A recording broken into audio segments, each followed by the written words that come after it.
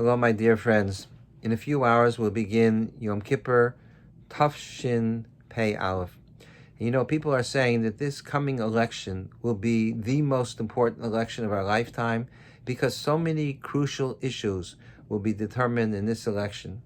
And it would seem to me that this Yom Kippur will be the most crucial Yom Kippur in the lifetime of most of us that are alive today, at least people that are my age and younger, because so many things have happened in this past year. So much has transpired, so much suffering, so much turmoil, so much unrest. And HaKadosh Baruch Hu is going to make a final decision of the nature and the character of the coming year. And our tefillos are going to make an enormous impact on that decision that will be made on this Yom Kippur. So it's perhaps the most Yom Kippur of our lifetime. About 47 years ago, I was studying in Yeshiva in Lakewood in Beis Medrash Gavoa. That Yom Kippur, we went to shul Yom Kippur night, we davened, then Yom Kippur in the morning, and then right before Musaf of Yom Kippur, 1973, there was an announcement made in the Beis Medrash that Israel was attacked by the surrounding Arab hostile neighbors, and they had declared war against Israel. This was just 6 years after the Six-Day War. The Six-Day War, we were all petrified, scared to death about the possible casualties and the outcome of the war, the Six-Day War.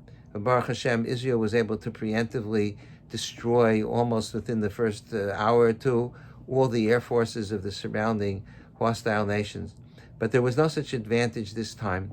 And it was extremely frightening, and we all understood the dangers that presented themselves to the state of Israel. And as well as we davened before that, with as much feeling, when the announcement was made that there's now a war taking place, that was the Yom Kippur War, we davened with kavanah exponentially greater than we had davened before. And I remember thinking to myself, look at the chesed that HaKadosh Baruch Hu has done for us. The best, if there had to be a war, the best possible time for it to be scheduled would be on Yom Kippur. Because the war there's always two dimensions to a war. One dimension is on the battlefield, and that has to do with the outcome depends on the strength of each army and the courage and etc. of the soldiers. But there's another level of battle, and that is in Shemayim, there's a battle between the forces of good and the forces of evil. And who is victorious in Shemayim will determine who is victorious on the battlefield. And here we had an opportunity to stand before HaKadosh Baruch Hu on the holiest day of the year and plead our case and beseech HaKadosh Baruch Hu that the Israeli army should be effective and strong and should be able to overcome all the forces of evil that were attacking the state of Israel at that time.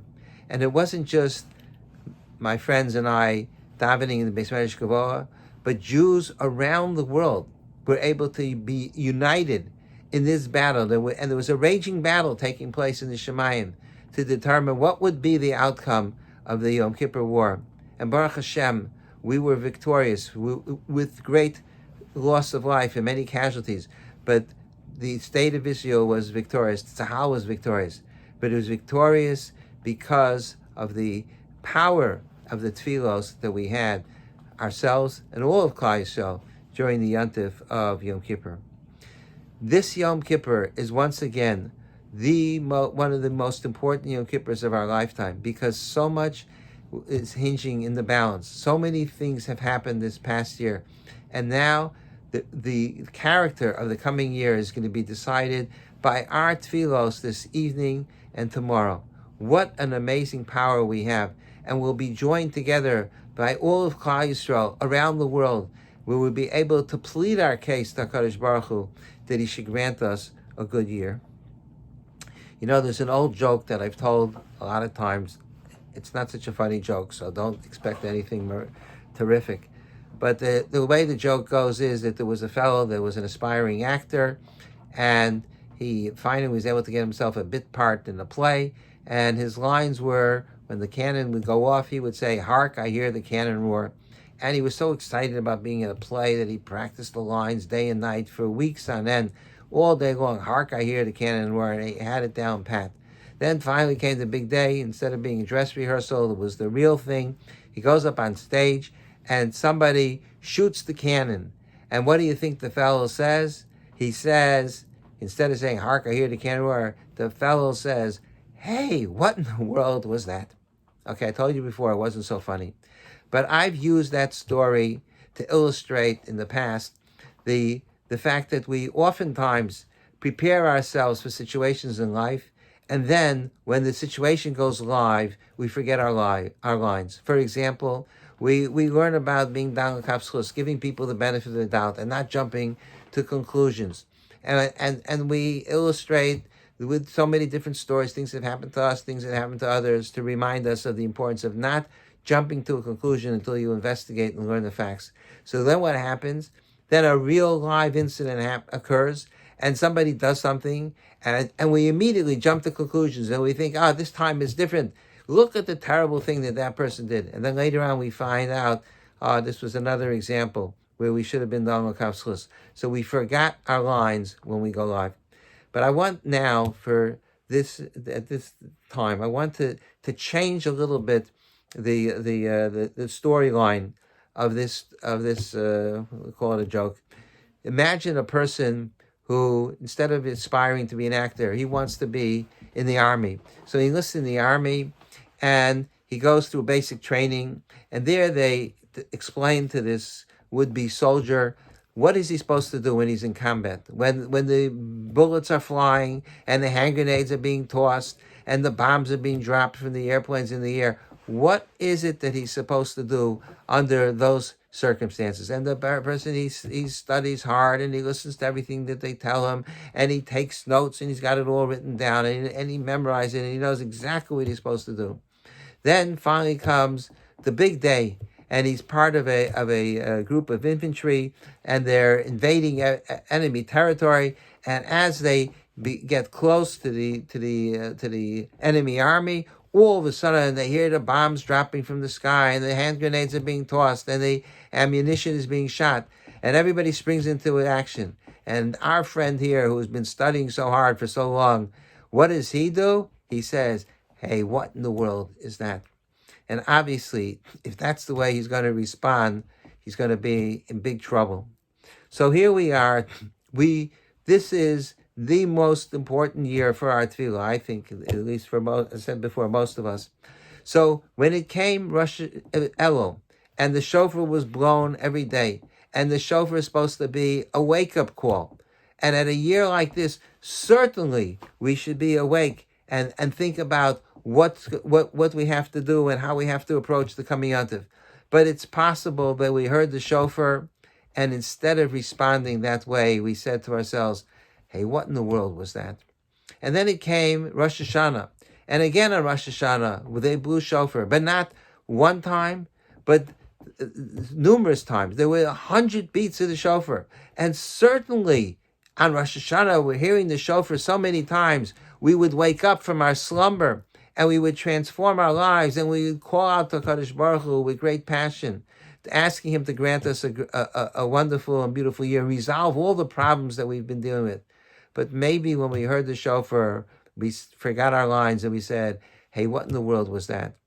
And then maybe when we davened on Rosh Hashanah morning, we heard the Nisan Tokef with its stirring words about mi yichya mi yamos, who is going to live and who's going to die. Mi b'magefa, who's going to die in a pandemic, something that we never thought about before. But now it's real. Mi b'magefa. And certainly we should have responded then with tremendously passionate tefillos. But maybe it went over our head, and we said to ourselves, "Hey, what in the world was that?" And now comes Yom Kippur, and we're going to be standing in shul in a few hours this evening, and we're going to hear the unbelievably emotional and haunting and stirring melody of Kol Nidre, which it transforms us. It transports us into a different world. We feel that we're standing before the Kisei HaKavod, before HaKadosh Baruch Hu, when we hear that haunting tune of Kol Nidre. and we recognize that HaKadosh Baruch Hu is standing in judgment, and he made a temporary decision or Rosh Hashanah, but now he's going to make the final decision. But who knows? Maybe when we hear the Nisan Tokef, we're going to say, hey, what in the world was that?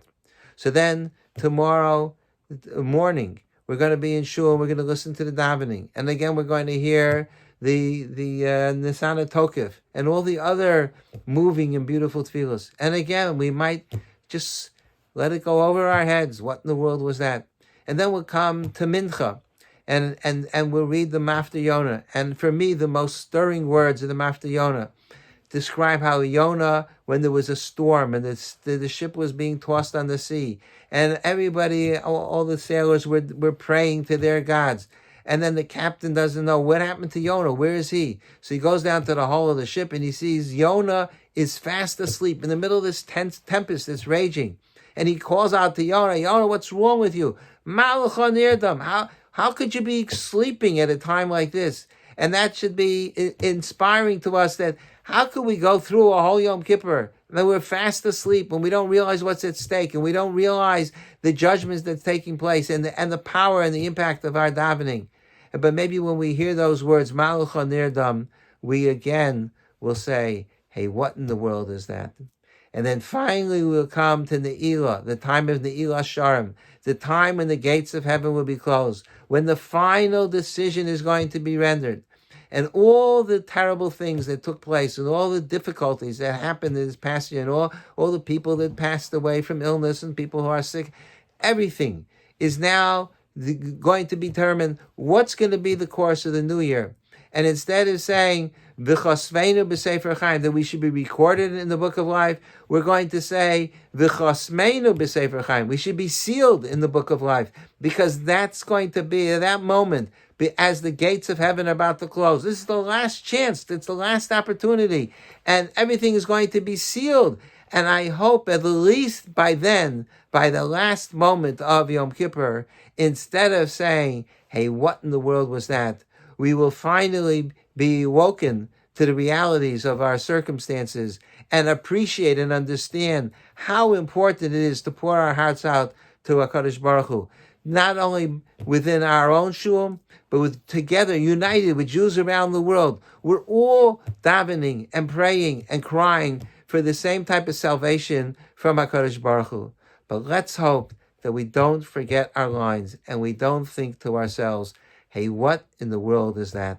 And let's hope that it's not only, we don't have to wait until the end of Yom Kippur to realize what's at stake, but tonight, throughout, for 24 hours throughout the entire Yom Kippur, we will daven like we never davened before, because this is the most important Yom Kippur of our lives.